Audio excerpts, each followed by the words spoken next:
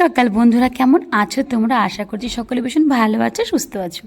আর কাছে দূরে যে যেখান থেকে আমার ভিডিওটি দেখছো তাদের সকলকে জানাই অসংখ্য ভালোবাসা। তো সকালে পুজো দিয়ে চলে এলাম একদম রান্নাঘরের যুদ্ধক্ষেত্র। এটা কিন্তু ছোটো মোটো যুদ্ধক্ষেত্র বলতেই পারো। মানে আগের দিন রাতেই মনে করি কি পরের দিন সকালে কী রান্না করব, এটা নিয়ে কিন্তু একটা সবারই টেনশন মোটামুটি থেকেই থাকে। তো আজকে বিশেষ কিছু রান্না করার নেই, ভেবেছি আজকে ঘুগনি খাবো। তো আর এই ঘুগনিটা না সবচাইতে ভালো লাগে আমার দিদির হাতে। তো সেজন্য আমি সব জোগাড় করে দিচ্ছি, কিন্তু রান্নাটা করবে দিদি। তো এখানে আমি সেদ্ধ করে রেখেছি ছোলা আর মটর অল্পস্ব একদমই অল্প নামমাত্র। আর গুনগুনকে করে দেবো আজকে একটু সেদ্ধ ভাত, তার জন্য চাল আর সবজি আমি ভিজিয়ে রেখেছি সমস্ত কিছু। আর মাছ ভাজাও করা হয়ে গেছে। আর এখানে কিন্তু আমি ছোলাটা সিদ্ধ করে রেখে দিয়েছি, যেটা দিদিকে যতটা চেষ্টা করছি একটু হেল্প করে দেবার। আর বাকিটাতে ওই রান্না করবে। মানে ও যতক্ষণ একটু জোগাড় করছে ততক্ষণ আমি একটুখানি পেঁয়াজ টেয়াজগুলো ভেজে নেবো আর কি। অ্যাকচুয়ালি মেন কিন্তু রান্নাতে হচ্ছে কিন্তু লবণ হলুদটা যে দেয় সেটাই কিন্তু আসল। এমনি সাধারণত দাঁড়িয়ে দাঁড়িয়ে পেঁয়াজ নাড়া বা ফোড়ন দেওয়া এগুলো করলেই কিন্তু রান্না করা হয় না। তো তার জন্য শুধু আমি জাস্ট ওকে একটু হেল্পই করে দিচ্ছি, বাট আসল কিন্তু লবণ হলুদটা কিন্তু ওকেই দিতে হবে। ও যতক্ষণ এইদিকে রেডি করছে ততক্ষণ জাস্ট আমি একটু হেল্প করছি, আর কিছু না। আজকে আমাকে এখানে কিছুই করতে হয়নি, জাস্ট একটুখানি দাঁড়িয়ে দাঁড়িয়ে পেঁয়াজটা ভাজা করলাম, এটুকুই। আর এছাড়া গুনগুনের জন্য রান্নাও দিদি করেছে, আর এই ঘুগনিটাও দিদি করেছে। কিন্তু আমার তো ওর হাতে ঘুগনি ছাড়া কারোর হাতে ঘুগনি ভালোই লাগে না। আর আজকে সকালে যে গুনগুন খাবে সেই খাবারটা আমি করেছি। তো সেটা করা হবে, সুজি করছি অ্যাকচুয়ালি আম দিয়ে। আর ওকে অ্যাকচুয়ালি আমটা একটু কমে দিই, কারণ ওর গায়ে তো প্রচুর ঘামাচি উঠেছে। আর আম তো মোটামুটি সবাই জানো তোমরা, গরম একটুখানি আমটা। তো তার জন্য ওকে সেভাবে আম দেওয়া হয় না। আর এখানে না আমি ফার্স্টে বাটারটা দিয়ে দিয়েছিলাম, কিন্তু পট করে মনে পড়লো যে আমার ভিডিওটা আমি চালুই করিনি। সেজন্য বাটারটা আমি আবার উঠিয়ে নিয়েছি চামচে, তারপর আবার দিলাম। তো এখানে বাটার দিয়ে সুজিটা ভাজা হবে। তো এটাই কিন্তু আমি করেছি, তাও দিদি একটু হেল্প করেছে এর মধ্যেও। যে আমটা যে দিচ্ছি অ্যাকচুয়ালি ওকে নর্মাল এরকম আম মানে পেস্ট করে দেওয়া যায় না। যেহেতু আমের মধ্যে যে দেখবে একটু একটু আঁশ থাকে, কিন্তু একটু চুলের মতন আঁশ থাকে, যেটা ও একদম খেতে পারে না। মানে ওর এমনিতেই মুখে যদি কোনো রকম কিছু বাজে ধরো, যেটা আঁশ হোক বা দুধের স্বর হোক, এই সমস্ত কিছু মুখে গেলে পরে ও সেই খাবারটার একদম মুখেই তুলবে না। তো তার জন্য ওকে আমটা ভালো করে পেস্ট করে ছেঁকে দেওয়া হয়। আর এখানে পেঁয়াজ ভাজাটা হচ্ছে, তো হোক, আমি একটু ঢেকে রাখলাম আর কি। আর এখানে দিদি যে গরম মশলাটা দিবে ঘুগনির মধ্যে, সেটাও পিষে রাখছে আগের থেকে। মোটামুটি সমস্ত কিছু আগের থেকে জোগাড় করে করলেই ভালো।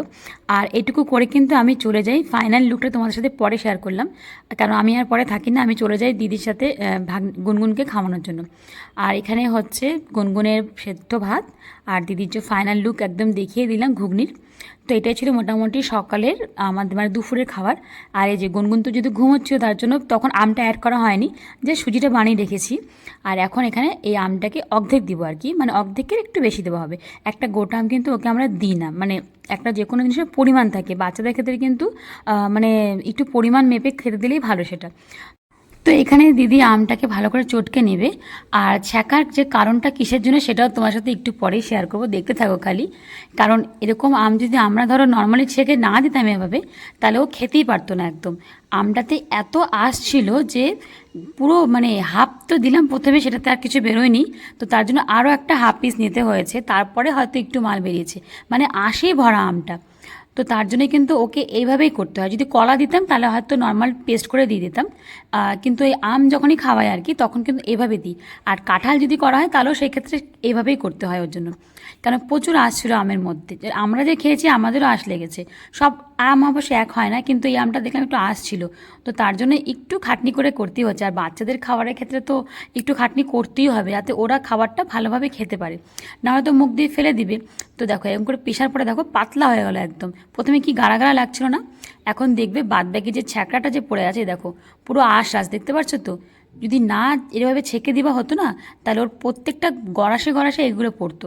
তো সেজন্য ওকে এভাবে করা হয় আর কি।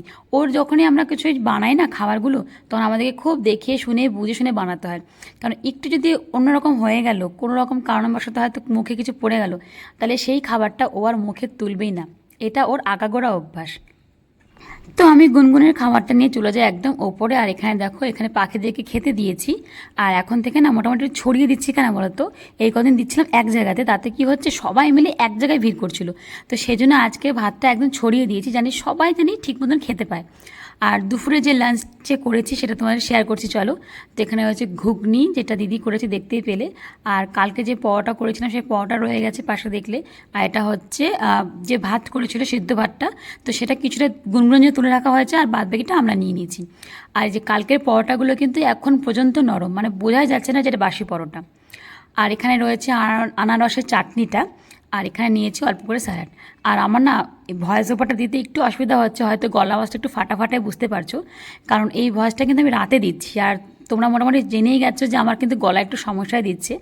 আর যেহেতু জানি কি আজকে এলভি যেহেতু করেছিলাম, তো সেজন্য যে ভয়েসটা যে দিচ্ছি না, আমার কিন্তু কথা বলতে অসুবিধা হচ্ছে। তো সেই জন্য একটু ফাটাফাটা গলা আওয়াজটা বেরোচ্ছে হয়তো, তোমরা প্লিজ কিছু মনে করো না তার জন্য। আর এখানে এখন বেড়ে নিচ্ছে আমাদের 3 জনের খাবারটাই। তো মোটামুটি এটাই আমাদের ছিল ব্রেকফাস্ট আর লাঞ্চ দুটো একসাথে। তো খাবার খেতে না খেতেই না, মানে জাস্ট 1-2 গাল নিয়েছি আর কি, অমনি চলে এসেছে একটা ফোন, যে ফোনটা এসেছে একটা পার্সেল। তো সেই পার্সেলটা কী সেটা তোমার সাথে পরে অবশ্যই শেয়ার করব। তো এখন তো খাবারটা বাড়ছি, কিন্তু তোমাদের সাথে ভয়েস ওভারটা আমি পরে দিচ্ছি না, তো সেটা তোমাদেরকে বললাম আর কি। আর আমার না কথা বলতে একটু অসুবিধা হচ্ছে, মানে কথাটা ক্লিয়ারভাবে আসছে না। আর যেহেতু রাতের দিকে ভয়েস ওভারটা দিচ্ছি, তো আমার কিন্তু প্রত্যেক সময় না রাতের দিকে, যেদিনকে এলভি করি সেদিনকে রাতের দিকে আমার গলার ভয়েসটা একদম বসে যায় এভাবে। আমার নিজেরই কথা বলতে খুব সমস্যা হচ্ছে এখন। আর কিন্তু করার নেই কিছু, কারণ কালকে হয়তো আমি থাকবো না, একটু ব্যস্ত থাকবো। তার জন্য আমি আজকেই সমস্ত কিছু রেডি করে পোস্ট করে দিতে চাচ্ছিলাম। তো সেই জন্য এটা করা, আর কিছু না। তো যে কথা বলছিলাম আর কি, পার্সেলটা এসেছে। তো সেই পার্সেলটা এসেছে ফ্লিপকার্ট থেকে। এটা অ্যাকচুয়ালি পুরোটাই সারপ্রাইজ পার্সেল, কিন্তু মানে এই বিষয়ে কিন্তু আমার দিদি বা মা কেউ জানে না, এটা শুধু আমি নিজের থেকে অর্ডার করেছি। তো পার্সেলটাতে কী এসেছে না এসেছে সেটা তোমাদের সাথে অবশ্যই শেয়ার করব।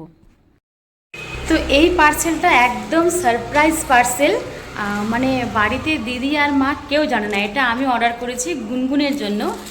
তো দেখা যাক যে কোয়ালিটিটা কেমন সেটা তোমার সাথে পরে শেয়ার করব।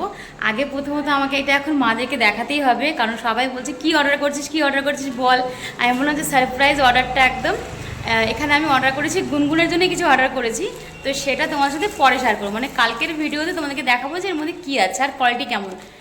তো তোমাদের সাথে আজকে এটা শেয়ার করলাম, আর কালকে দেখাবো এর মধ্যে কী আছে।